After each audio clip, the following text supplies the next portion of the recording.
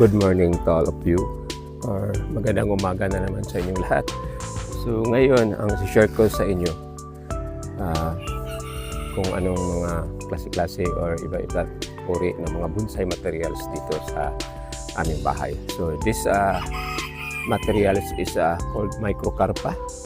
Then this is a bonsai material. Then it was almost done or almost finished or mahapit na mahuman or malapit na matapos in Tagalog.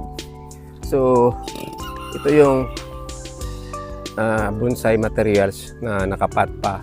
So need pa ito na i-propagate either marketing or cuttings.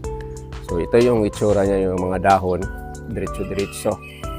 Then ito nakita ninyo is almost done na siya, although nahihirapan ako so kung anong forma ang ipalabas ko dito kasi sayang naman paputulin ko, although this is a very big or malaki itong puno aniya, although ang ginawa ko dito sa bandang baba is kinaka-cutting ko dyan. So makita dito yung starting niya, sobrang laki, tapos nag-tapered siya paakyat, kaya lang sobrang tangkad. Ang ginagawa ko is pinaiksi ko, kaya ito na ang yari. So until now hindi pa ito what we call is wapa ko'y klaro nga forma nito kung anong gagawin ko.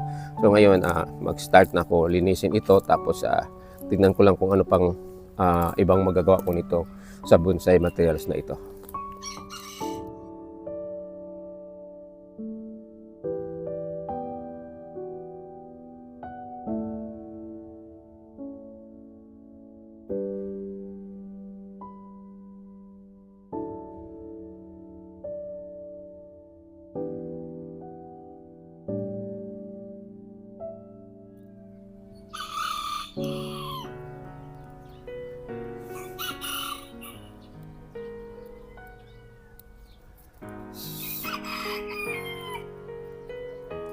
So, natapos ko na natanggalan ng dahon.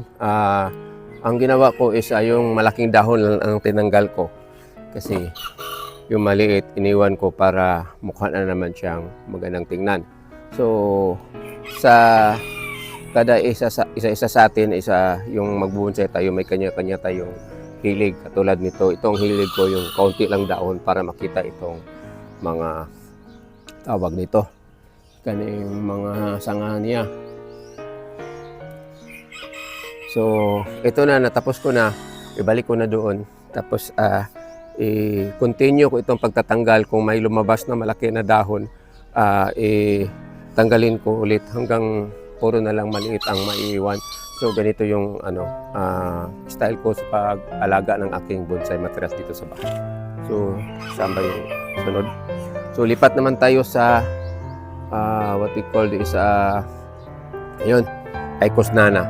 So yung pagkakaiba ng Picos nana at saka microcarpa, although this is all Picos variety, it's a Picos nana and by Picos microcarpa, which is ang tawag sa Bisaya is dalakit, then I think baliti sa Tagalog, then dakit sa Cebu.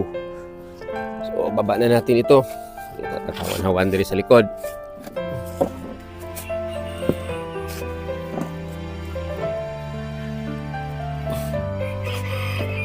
So follow next, this is the what is called Picos nana bonsai materials. Then I have here seedlings na taligsik nagsugod. So isa seedlings, pero malapit na itong gawin kong bonsai. Ang gawin ko dito is either parang windsweep or parang half cascade ang gawin ko dito. So just hope na hindi pa ni mag-ulan, wala na kung asa ko dapit sa akong gisulti.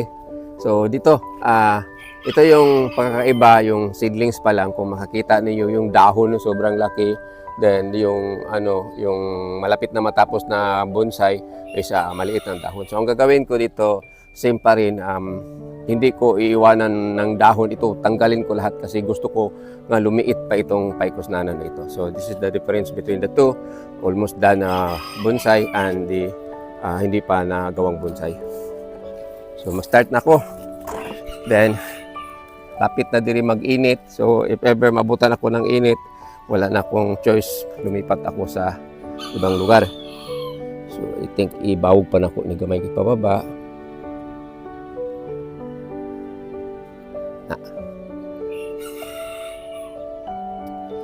Kanina binunot ko lang yung microcarpa, ngayon di man pwede bunoton ning paikos na isa putla na gyud og dahon sa isa.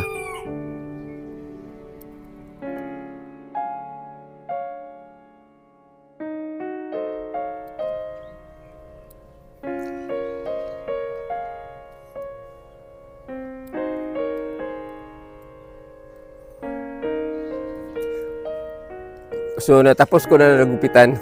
Tapos is kanina na-mention ko kanina na tanggalin ko lahat ng dahon, pero nagbago ang isip ko. Iniwan ko na lang din yung mga maliit na dahon kasi para sayang naman, maliit na siya tapos puputulin pa natin. So iniwan ko na yung maliit na dahon. Ito na lang mga malaki ng kaunti ang tinanggal ko. Then ito na, tapos na siya. Then may mga wire pa siya, pero later on after kung ano na siya, di na siya bumalik sa dati niyang form, aalisin ko itong lahat ng wire. Yung final na gupit na lang hanggang lumiliit itong dahon. So this is Picos na bonsai materials. So we have another one here. Asa naman akong ibutang dapit para makaagi ko. Balik na lang siya sa iyang lugar.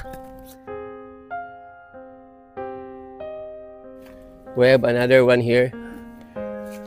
So this is a Piscil bonsai materials. So itong materials to pwede ito isolo ninyo, pero mas maganda siya i-group. Yun ang itsura niya. So may maraming gustong magtanim nito. So kung gusto kayo then magtanim nito, then wala kayong ganito yung seedlings, is pwede kayo magpunta doon sa Valencia Negros Oriental. Hindi Valencia Bukidnon, Valencia Negros Oriental. Marami ito doon at saka mura lang. Hindi katulad nito sa akin, yung seedlings ko, mahal man akong baligyaan eh. So ayaw mo ari dire, kaya mahal akong baligya. Like this one, baligya na ko ani is nasa 150 to 75 pesos. So ito ang itsura niya. Yung hindi pa siya mapurma na bonsai. Pag maagupitan mo na palagi, yun na. Pero problema nito, mahirapan ka ito sa pag-wire kasi sobrang liit. So katulad nito, ang gawin ko is trim na trim. Ang dahon nito is sobrang liit. So ito siya, maganda ito siya pang back up sa mga bonsai mo nga malaki. So gawin mong para mga damo ba. Dami siya lang tawon. Then ang nakagandahan dito is huwag mo masyadong ibilad sa araw katulad to nangyari ito. Nasobrahan sa bilad ng araw, hindi na siya makita, parang puro na lang brown ng paa niya. Yung tawag yung dahon hindi na kulay green. So ito, madali lang ito na gawing bonsai. So maganda ito ng bonsai materials para sa mga maliit o bitaw ka ng garden. Kasi pag sobrang laki ng garden mo, tapos is ganito kalaki yung mga bonsai mo, pangit naman tingnan. Then, ang nakagandaan dito kasi may mga statue, yung mga tao-tao gani, ilagay mo ito sa baba, yung mga maliit, maganda na siya.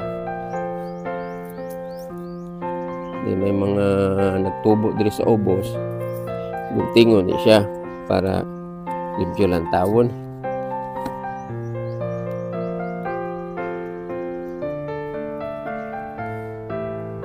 Itong materials, dali rin siya mamatay basta kay makuan, mamadag tubig. So ito nang itsura niya. So yun na lang, ito lang yung masishare ko sa inyo. Naabutan ako ng init dito, tamang-tama nga natapos ko na itong pagsishare sa inyo itong bonsai materials na nandito sa aming bahay at mga klaseng mga bonsai materials na nandito sa aming bahay. So for this morning, ito lang masishare ko sa inyo about my bonsai materials there na matatagpuan dito sa aming bahay. So, follow next, may iba pa akong bonsai materials na i-share sa inyo. So, ngayon, maraming salamat sa panonood. Hanggang dito na lang ako. God bless you all. Bye-bye.